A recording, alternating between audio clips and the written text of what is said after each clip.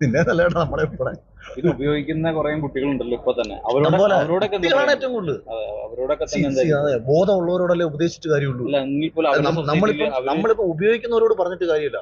മറ്റുള്ള കുട്ടികളോട് പറയാനുള്ളത്, നമ്മളുടെ മുന്നിൽ നിങ്ങൾക്ക് വിശാലമായ ഒരു ലോകം നിങ്ങളുടെ മുമ്പിലുണ്ട്. ഇപ്പം ഇതിന്റെ പിന്നാലെ പോയി കഴിഞ്ഞാൽ നിങ്ങൾക്ക് താൽക്കാലികമായിട്ടുള്ള ഒരു സുഖം, വളരെ കുറച്ച് നിമിഷത്തേക്കുള്ള ഒരു സുഖവും സന്തോഷവും ഒക്കെ നിങ്ങൾക്ക് ലഭിച്ചേക്കാം.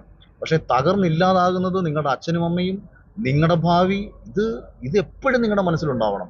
കാരണം ഒരു വർഷം കൊണ്ട് ജീവിച്ച് തീർക്കാനുള്ളതല്ല നിങ്ങളുടെ ജീവിതം. ആ ചിന്ത നിങ്ങൾക്കുണ്ടാവണം.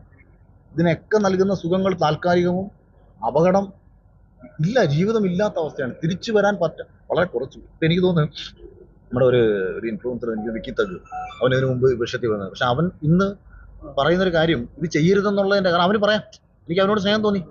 അവൻ ആ തെറ്റിൽ നിന്ന്, അവനൊരിക്കലും ഒരു തെറ്റ് പറ്റി, എനിക്ക് ഇന്നത് പറ്റി, നിങ്ങൾ ആരും അത് ചെയ്യരുത് എന്ന് പറഞ്ഞ് ഇറങ്ങുന്നിടത്താണ് അവർ ഇൻഫ്ലുവൻസർ ആവുന്നത്.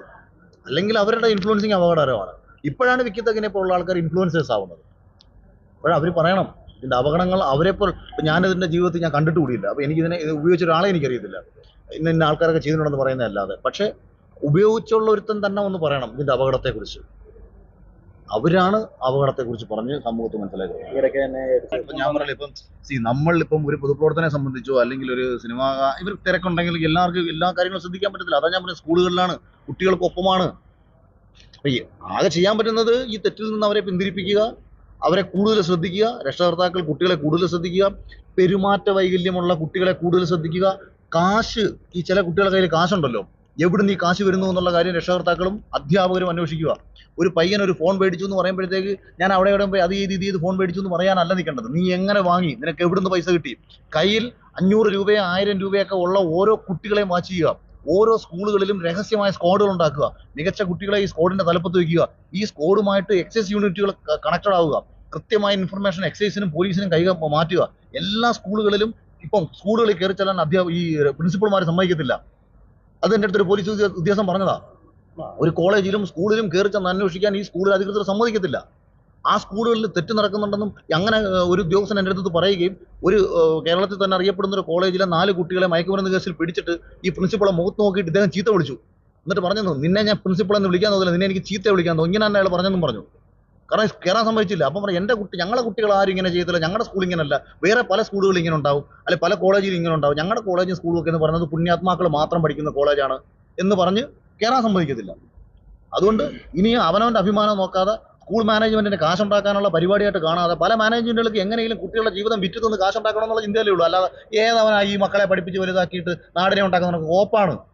യവനെല്ലാം കിട്ടുന്ന കാശും മേടിച്ചിട്ട് മാനേജ്മെന്റിനെ കെട്ടിപ്പൊക്കി അവിടെ പഠിപ്പിക്കാൻ വരുന്ന അധ്യാപകർക്ക് 8,000 10,000 ശമ്പളം കൊടുത്ത് അതുങ്ങളെയും ചവിട്ടി താഴ്ത്തി ഈ പറയുന്ന പല CBSE ICSE സ്കൂളുകളിലെ അവസ്ഥ ഞാൻ ഈ പറയുന്നത്. അല്ലാതെ നാടിനോടുള്ള പ്രബുദ്ധത കൊണ്ടാണോ? അവനവന്റെ സ്ഥാപനം ഉണ്ടാക്കി കെട്ടിപ്പൊക്കണം, അതാണ് ലക്ഷ്യം. അല്ലാതെ ഒരു പ്രബുദ്ധതയല്ല. ചെബുക്കല്ല് എത്തിച്ച് നാട്ടുകാരുടെ അടി കൊടുക്കണം. എന്റെ അടുത്തെങ്ങാനും ഏതെങ്കിലും മുനിസിപ്പൽ ഇങ്ങനെ പറഞ്ഞാൽ, എന്റെ പിള്ളേരെ പഠിക്കുന്ന സ്കൂളാണെന്നുണ്ടെങ്കിൽ അവരെ ചെബുക്കല്ല് എത്തിച്ച് അടി കൊടുത്തിട്ട് നാട്ടുകാരെ പിടിച്ചോണ്ട് നമ്മൾ അതിനകത്ത് കയറും. അതിനകത്തൊന്നും ഒരു മാറ്റമില്ല. അതിന്റെ പേരിൽ ഇനി തൂക്കി കൊന്നാലും നമ്മളങ്ങ് പൊട്ടെന്ന് വയ്ക്കും. അതുപോലെ നാട്ടുകാരങ്ങോട്ട് ഇറങ്ങണം. അതൊക്കെ ഇപ്പം ഇത് നമ്മളിപ്പോഴും പറഞ്ഞത് നമ്മുടെ വീട്ടിൽ സംഭവിക്കുന്നതുകൊണ്ടല്ല, നാളെയിൽ നമ്മുടെ ഓരോരുത്തരെയും വീട്ടിലും സംഭവിക്കാം. ഓരോ അപകടങ്ങളും നമ്മുടെ കൺമുന്നിൽ നടക്കുമ്പോൾ, നീ ഇപ്പൊ നടന്നു പോകുമ്പോൾ ഒരു ഓട ഇളവി കിടക്കുന്നു, നീ PWD ഉദ്യോഗസ്ഥനെയും ചീത്ത വിളിക്കും. അല്ലെങ്കിൽ ഏവനൊക്കെ ഈ ഓടയൊന്ന് റെഡിയാക്കി കൂടെ ചോദിക്കും. നീ വീട്ടിൽ ചെല്ലുമ്പോൾ പറയുക, നിന്റെ അനിയനോ ചേട്ടനോ അച്ഛനോ ആ ഓട വീണ് കാലൊടിഞ്ഞെന്നോ മരിച്ചെന്നോ പറയുമ്പോഴേ ആയിരിക്കും, ഈശ്വര, അത് എന്റെ കൺമുന്നിൽ കണ്ടൊരു തെറ്റാണല്ലോ, അത് ഞാനൊന്ന് ആ സ്ലാബ് നീക്കിയിട്ടിരുന്നെങ്കിൽ എന്റെ ആൾക്കാർക്ക് പറ്റില്ലായിരുന്നു നമ്മൾ ചിന്തിക്കും. അപ്പൊ ചില തെറ്റുകൾ നമ്മൾ പ്രതികരിക്കണം. നമുക്ക് എല്ലായ്പ്പോഴും MLA യും MP മാരും മെമ്പർമാരും വന്ന് പ്രതികരിക്കലോ നടക്കത്തില്ല. ചിലത് നമ്മൾ കണ്ടാൽ നമ്മൾ പ്രതികരിക്കണം. ഇന്നലെ ഒരു ഇൻസിഡന്റ് നടന്നു. അപ്പം ഞാനൊരു സ്ഥാപനത്തിൽ കയറി, അവിടെ ചെറിയ തെറ്റ് കണ്ട് ഞാൻ പ്രതികരിച്ചു. ഞാൻ ചൂടായി ഇറങ്ങിപ്പോയി. അപ്പൊ ഇന്ന് രാത്രിയിൽ ആ സ്ഥാപനത്തിലിരുന്ന ഒരു ലേഡി എനിക്കൊരു മെസ്സേജ് അയച്ചു. ഞാനും അവിടെ ഇരിപ്പുണ്ടായിരുന്നു, അഖിൽ പറഞ്ഞത് കറക്റ്റാ, ഞങ്ങൾക്കും പ്രതികരിക്കണമെന്നുണ്ടായിരുന്നു. അപ്പൊ ഞാൻ തിരിച്ചു കൊടുത്ത റിപ്ലൈ, പ്രതികരിക്കണമെന്നുണ്ടായിരുന്നു എന്നുള്ളിടത്താണ് പ്രശ്നം. ഉണ്ടായിരുന്നു എന്നുള്ളതല്ല, പ്രതികരിക്കേണ്ട സ്ഥലത്ത് പ്രതികരിക്കണം. നിശബ്ദത പാലിച്ചുകൊണ്ടിരുന്നു കഴിഞ്ഞാൽ അവസാനം വായി വരട്ടുകൊണ്ടിരിക്കും.